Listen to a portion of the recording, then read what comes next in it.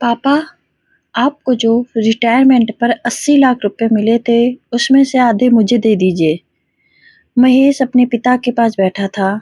Retirement की मिठाई खाते हुए वो बोला, पापा, आपको जो रिटायरमेंट पर 80 लाख रुपए मिले हैं, उनमें से आधे मुझे दे दीजिए। पिता शांत थे। उन्होंने बेटे के चेहरे को ध्यान से देखा और बोले, क्या करोगे इन पैसों का? बेटा, महेश बिना हिचकिचाहट के बोला, एक गाड़ी लेनी है और बाकी पैसों से आपकी बहू को गहने दिलवाने हैं।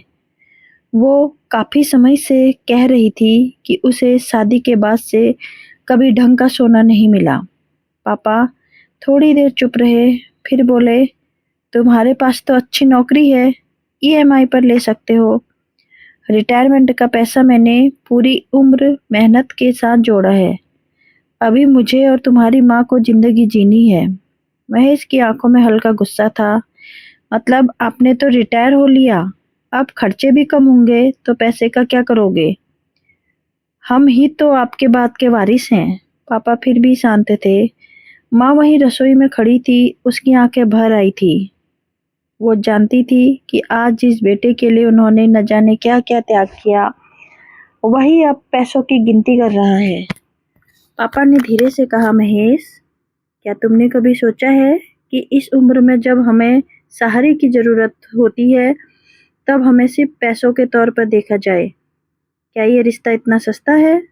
महेश ने बात पलटने की कोशिश की। नहीं पापा, मेरा वो मतलब नहीं था। मैं तो बस सोच रहा था कि बहू को कुछ दिला दो। तभी घर में छोटे बेटे मुकेश की एंट्री हुई। उसने आते ही कहा, पापा, मैंने आज जॉब इंटरव्यू क्लियर कर लिया है। पापा के चेहरे पर मुस्कान आ गई। शाबाश बेटा, क्या पैकेज मिला? 5 लाख सालाने से शुरुआत है पापा, और कंपनी ने फ्लैट देने का भी वादा किया है। मुकेश खुश था। महेश चिढ़ गया।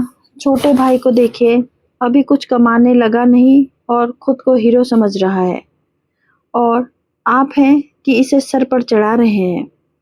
पापा की आवाज़ थोड़ी सख्त हुई। क्यों नहीं चढ़ाऊं?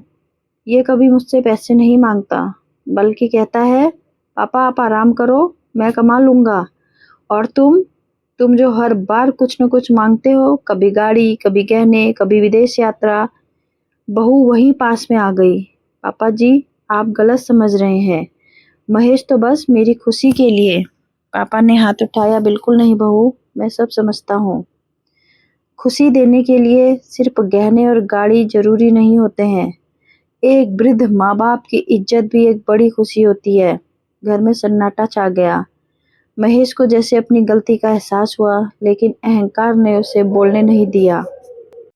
माँ ने धीरे से कहा, बेटा, हमने तुम्हारे लिए हमेशा अच्छा चाहा, कभी ये नहीं सोचा कि बदले में कुछ चाहिए। लेकिन आज जब तुमने 40 लाख की मांग की तो दिल टूट गया। महेश ने सिर झुका लिया। अगले दिन पापा ने अपने बैंक मैनेजर को बुलाया और कह दिया, मेरे रिटायरमेंट फंड को एफडी कर दीजिए और एक संयुक्त अकाउंट खोलिए मेरे और मेरी पत्नी के नाम पर, ताकि कोई भी बिना हमारी अनुमति के पैसे ना निकाल सके। महेश ने सुन लिया था। वो कुछ बोल नहीं पाया, लेकिन बहू के चेहरे पर एक अलग ही रंग था, जैसे उसे उम्मीद थी कि शायद बूढ़े माँ बाप इतने सख्त नहीं होंगे। लेकिन इस बार कहानी बदल चुकी थी। अगले कुछ हफ्तों में महेश और उसकी पत्नी धीरे धीरे दूरी बनाने लगे। वो अब पापा से ज्यादा बातें नहीं करते थे। माँ हर दिन मंदिर जाती, लेकिन अब उसके चेहरे पर वो रौनक नहीं रही। एक दिन मुकेश ने कहा, पापा, आप मेरे साथ कुछ दिन शहर चलिए, माँ को भी घुमा लाऊंगा। पापा ने माँ की तरफ देखा और दोनों मुस्कुरा दिए। कुछ दिन के लिए वो बाहर चले गए। जब लौटे तो घर की दीवारों पर सन्नाटा था। महेश और उसकी पत्नी ने अपने कमरे का सामान समेट लिया था। उन्होंने किराए का फ्लैट ले लिया था, ताकि अब उन्हें अपने हिस्से के पैसों का इंतजार ना करना पड़े। पापा ने कुछ नहीं कहा, माँ ने भी नहीं रोका, लेकिन उनकी आंखें बहुत कुछ बोल रही थी। कई महीने बीत गए।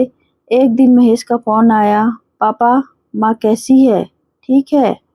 पापा का जवाब छोटा था, पापा, दरअसल मुझे थोड़ी मदद चाहिए थी, पत्नी अस्पताल में है। पापा ने कहा, महेश, एफडी अभी नहीं टूटी है, जब समय आएगा तब देखा जाएगा, लेकिन एक बात जान लो, ये पैसा अब केवल ज़रूरत पर खर्च होगा, किसी की लालच पर नहीं। महेश ने कॉल काट दिया। अगले दिन पापा ने माँ से कहा, चलो मंदिर चलते हैं। भगवान से यही प्रार्थना करेंगे कि हमारे बच्चों को सद्बुद्धि मिले। दोस्तों, आज की इस कहानी से हमें ये सीख सकते हैं कि रिश्तों की कीमत पैसों से नहीं तोली जा सकती।